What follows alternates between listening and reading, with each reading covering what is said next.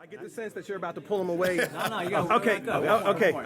Well, I just want to ask, just before you do have to go, what is the status with Deontay Wilder, Anthony Joshua? I mean, we hear it's been accepted. We hear contracts are being sent. Like, what can you tell us from the Showtime standpoint? This is one. It's one that we're sort of a spectator in right now, because those two guys have to make a deal. We're fully expecting the fight will be with us. There's no one else who's been, building Joshua in the U.S. He has not appeared live on any network other than Showtime. With the exception of a Fox fight or two here or there, Deontay has been exclusively on Showtime. This fight deserves to be on Showtime pay-per-view. So, and I think both fighters realize that, promoters realize that.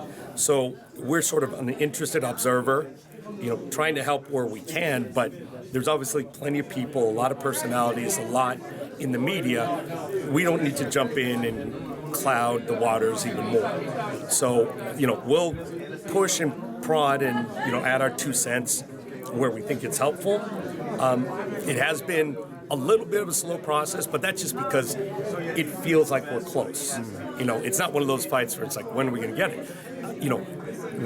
It became a possibility really 6 or 8 weeks ago, which it feels like a lifetime, but wow. It's been really since April. So in the grand scheme of things, nobody wants a Mayweather-Pacquiao delay, something like that.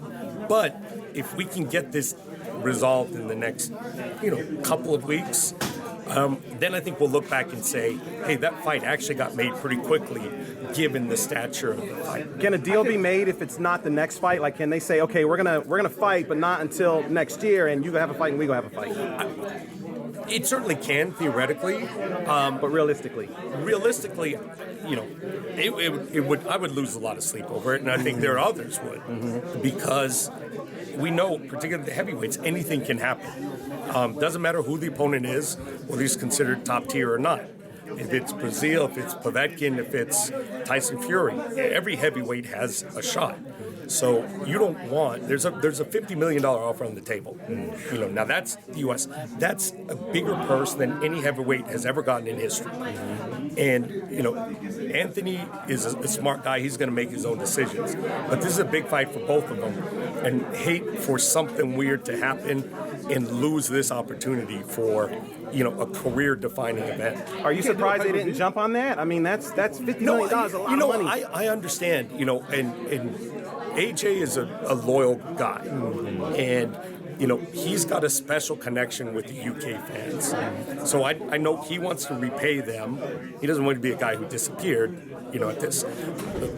For me, I don't think UK fans are going to begrudge him. I mean, all the times I've seen a Hatton fight in Vegas, British fans are thrilled to be there. No one really minds an occasional trip to Vegas.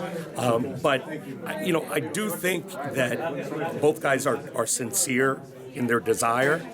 There are some different priorities in terms of what they would like to see happen. But I think what you saw from Deontay this week is him basically saying, I will do this fight basically on any terms. Right.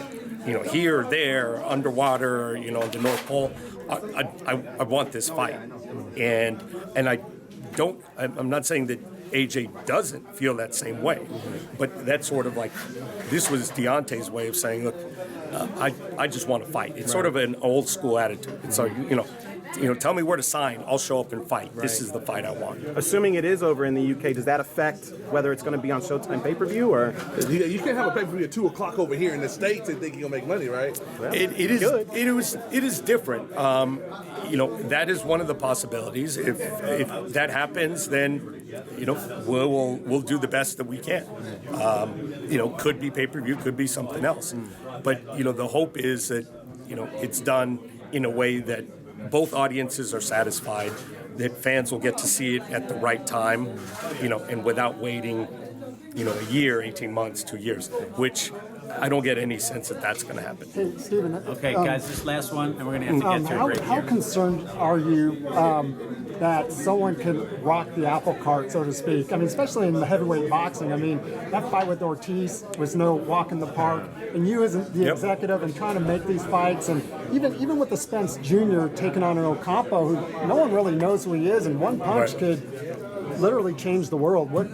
How does that? There's always a risk, more so than it seems like in any other sport, and particularly at the heavyweight division. I thought that the Wilder-Joshua fight was dead twice, in the middle rounds of the Klitschko fight and sort of in the middle rounds of the Ortiz fight. I'm sitting in my seat thinking, okay, well, back to the drawing board on that. So those are both top-tier opponents. It can happen at less than top tier as well. Does it matter and just to play devil's advocate to the question, if one of them were to get a close loss, just from a fan base, how much impact would that have? It loses a little bit of the luster. Look, it certainly doesn't become irrelevant. It's still a great fight. I'd hate for it to lose some of the momentum because that happens. And typically when you see, particularly at the heavyweights, because of what happens when you see a loss in the heavyweight division, you're not usually jumping right back into the mix at the top tier.